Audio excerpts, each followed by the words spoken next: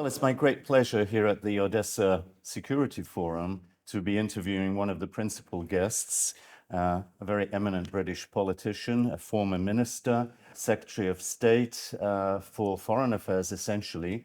I won't go into all of his titles, but he's given us a very, very good overview of where we stand in terms of the war here, the challenges not only for Ukraine and the region, but more broadly for the international community, international law, and especially for Britain. As I say, it's my great pleasure to introduce Andrew Mitchell. May I call you Andrew? Please. Sir. Let's start with the purpose of your presence here at this forum. Why Odessa? Well, it is vital for Britain's interests, for Europe's interest, for the world's interests, really, that Russia does not get away with this unwarranted, illegal act of aggression. And so I'm here to express the solidarity of my party, the opposition in the United Kingdom, but also of Britain, because there's no party politics in this, in our absolute support for Ukraine in its hour of need. It's quite ironic, isn't it, that Britain was involved in the 1850s in keeping the Russians away from the Dardanelles, as they were called, but essentially from controlling the Black Sea to the extent that they wanted to. And now, so many decades, centuries later, the same problems with Russian imperialism. Yes, that is exactly right. And it's not just Ukraine, because if Putin were to get his evil way in Ukraine, the Baltic states would be next, where there are significant minority Russian populations. It is said that Putin spent the entire COVID reading great tracts of imperial Russian history, and it is that has invigorated him, and it is that which the world must stop. And I've been reading a very good book by a young British author called Tim Bouverie, which tracks the failures of the international community to deal with Germany in the 1930s, and in particular the Czechoslovak crisis and the Sudetenland. And we need to learn the lessons of all of that, but we're learning them at a time when the international system, which used to be so powerful after the Second World War and which started so well after the First World War, but we've now retreated back to the period before 1914 of great powers with great areas of influence. So at a time when we really need the international system, we don't have it, and that's why the coalition of the willing, which is very well represented at this conference, is so important. Andrew, from a British perspective, Brexit, leaving Europe, did that untie Britain's hands to be more assertive in its foreign policy and its support for Ukraine, for example? Well, it certainly didn't. Brexit certainly didn't help international cohesion, because it was very much the reverse of that. But I don't think that Brexit affects the nature of our foreign policy. And we have friends and interests. We ally with those. And the coalition of the willing on Ukraine, which was substantially put together by Britain, I think is a testimony to the effectiveness of our Foreign Office in London, but also to the importance of Britain as a standing up for freedom and the rule of law at a very difficult time. Andrew, you were right in the middle of the policy making and the strategic thinking that was going on in Britain when Brexit was happening. And right at that time, Britain decides to agree a strategic partnership with Ukraine. How did that happen? I mean, you in the cabinet and in the foreign policy circles that you were moving in, you must have had a ton of other headaches and problems and challenges. Why did that suddenly emerge as almost at the top of the agenda? Well, the strategic partnership, of course, is about 100 years, and it emphasizes Britain's long-term support for Ukraine. But you ask about its level of importance. The issue of Putin illegally invading his sovereign neighbor, bombing the development and infrastructure in Ukraine and butchering and murdering its citizens, that is an existential event for Europe and Britain. We have learned from our long history. We understood the importance not just of pushing back and defeating Russian aggression, but also making sure that Ukraine is anchored into a system of values, economic activity, political security that affects us very directly in Western Europe and which Ukraine needs in order to protect it from this sort of appalling aggression. I remember seeing you on TV speaking in the House of Commons, where you were emphasizing the support on both sides of the House for Ukraine. That it wasn't just the Conservatives, the Labour leadership that was emerging at that time would continue supporting Ukraine. And as far as we can see, Britain's support has remained firm.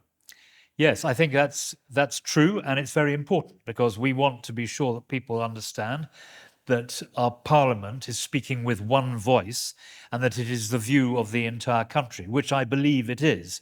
And I think that gives greater authority to our political leaders and a greater ability for Britain to try and move the dial in favour of Ukraine. And you can see that to some extent in the negotiations with America and with President Trump and the influence that Britain has had and must continue to have.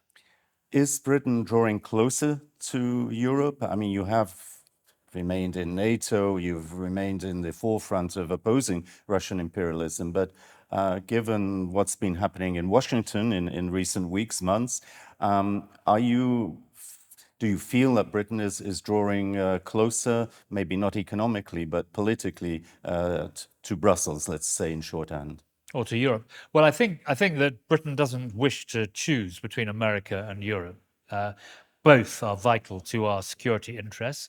We recognise that President Trump has a point. Indeed, he's merely making it rather more loudly than some of his predecessor American presidents made it, that Europe must shoulder properly the cost of defending itself. And we recognise that, and Britain is the second most powerful country in NATO. NATO must now address the issue of European security without depending upon America, although, of course, we hope that America will be a very strong part of that. And British leadership within NATO and within Europe is making that military point. That's important for many of our viewers to know, to hear from you as the former Deputy Foreign Secretary.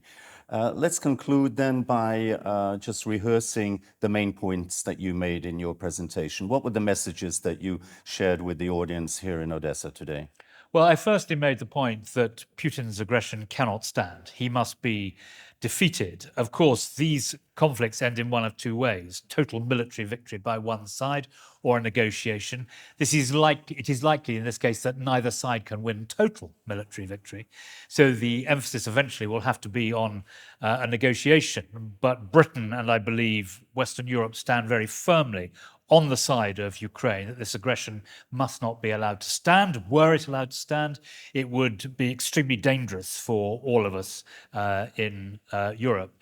That was my first message. My second message was that for that you need an international coalition and an international system. And unfortunately, this is taking place at a time when the international system is virtually flat on its back, not least because of the way the United Nations has been so gravely damaged by this appalling behavior by Putin.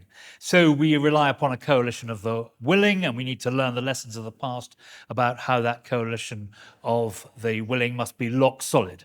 That was my second point. My third point really was that Ukraine is now in the forefront of military technology. Indeed, there are many who argue, I think rightly, that there's an economic miracle going on in Ukraine. We need that to be something which Western Europe can rely on, which Ukraine can rely on, leading to a much closer alliance of values, culture, and economic matters with Ukraine and with Western Europe.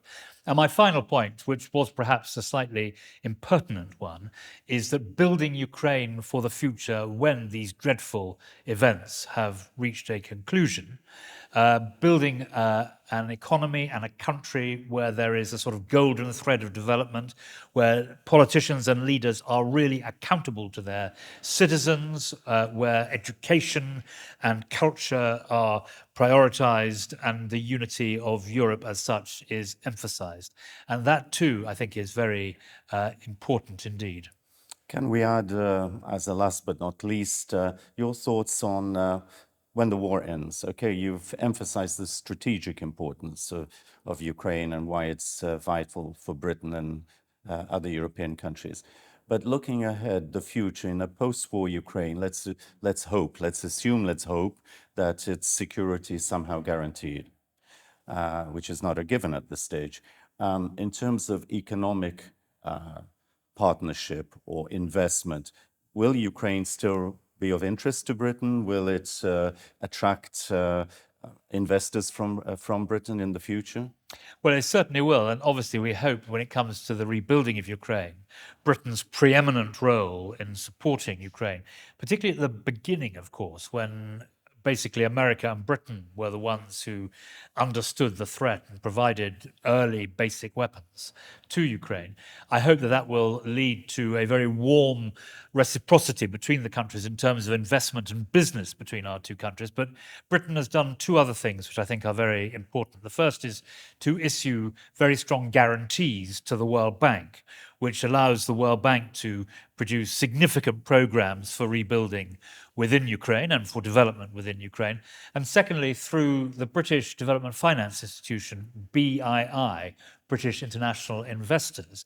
That is a private equity investor from Britain, which wouldn't normally operate in Ukraine, but has a special exemption to do so. We hope that not only will they invest some money, but they will also show the way for others to invest in Ukraine to the benefit of the private sector and of all of us.